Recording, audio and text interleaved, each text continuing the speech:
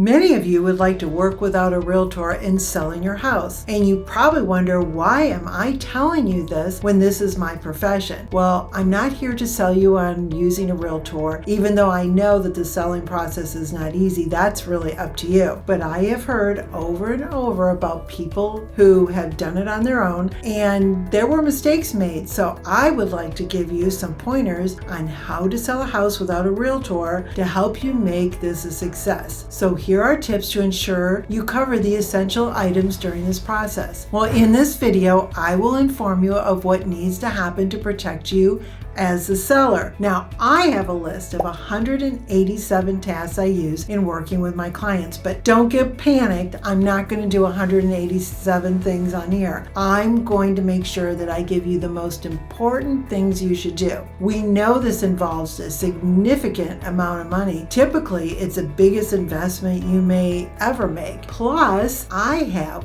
one more fact that will surprise you about selling your home without using a realtor. So here we go. You need to make sure the first thing you do is hire a real estate attorney. By doing that, they will write the contract for you and make sure that it's something you can follow. They will not shepherd you through the process, and they won't negotiate, so you're on your own for that, but at least you'll have a good, solid legal contract. By the way, if you like this video, please subscribe and hit the bell so that you receive videos that are just like this released every Tuesday. Next, you need to research the market to evaluate the price you should list your home for. So look at many sources, not just Zillow. Look at the tax rolls and other types of sites that have this. Look at the public records to make sure that you're putting the correct price on your home. You don't want it sitting there for long. So having a price right is really, really important, because if you don't, this can backfire with this changing market we are experiencing, and then you need to change it, and it's just going to sit there a lot longer and probably sell for less than it would have when you first put it on the market. Now, if you have a mortgage on your home, here's a great idea. See if it's assumable, because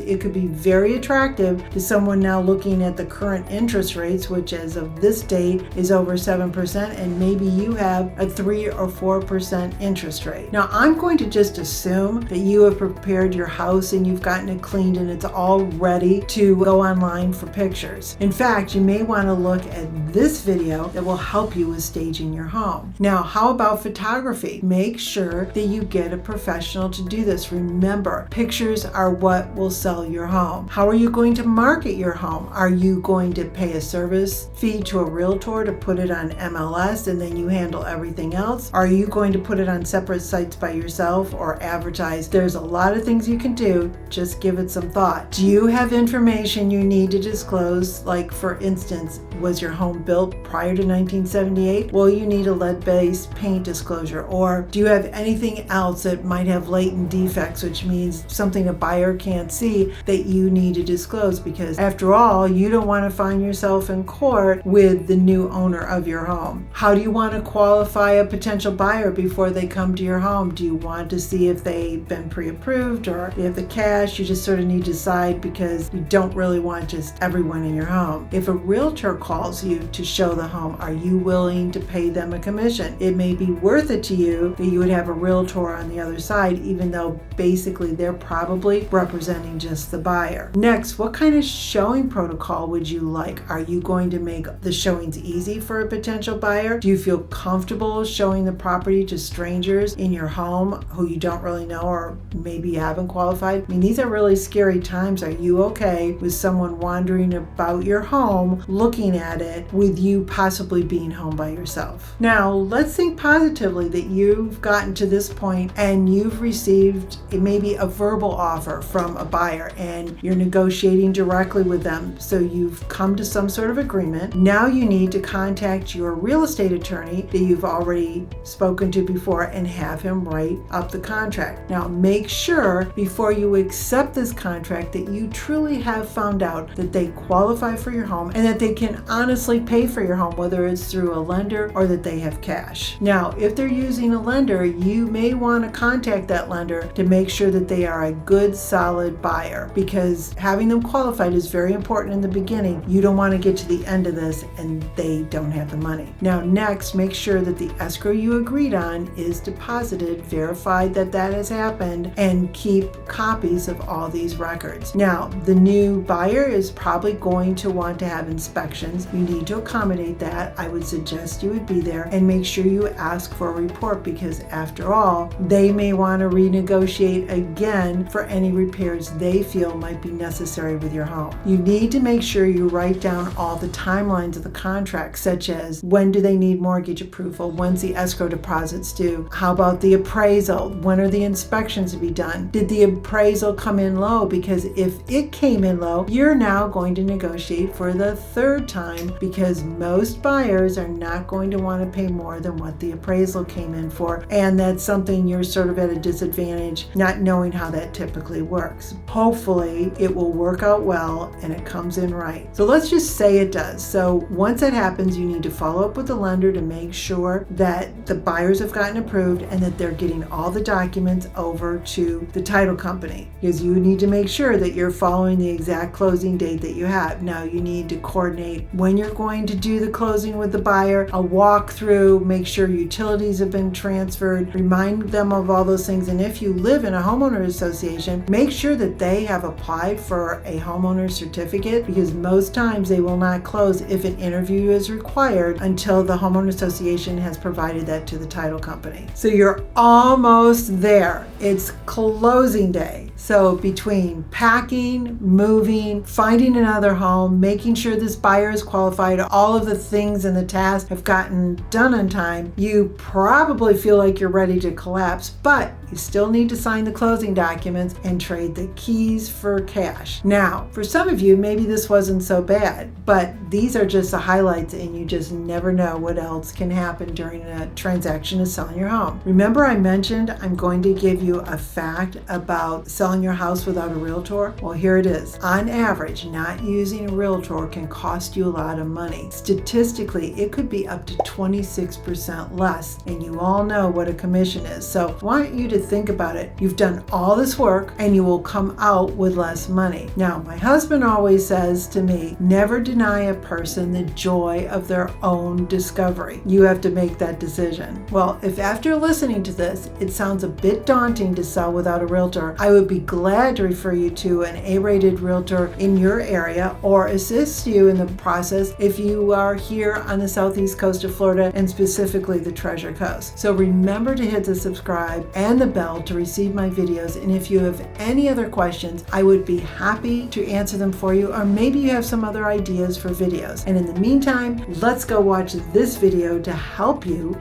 in the selling process.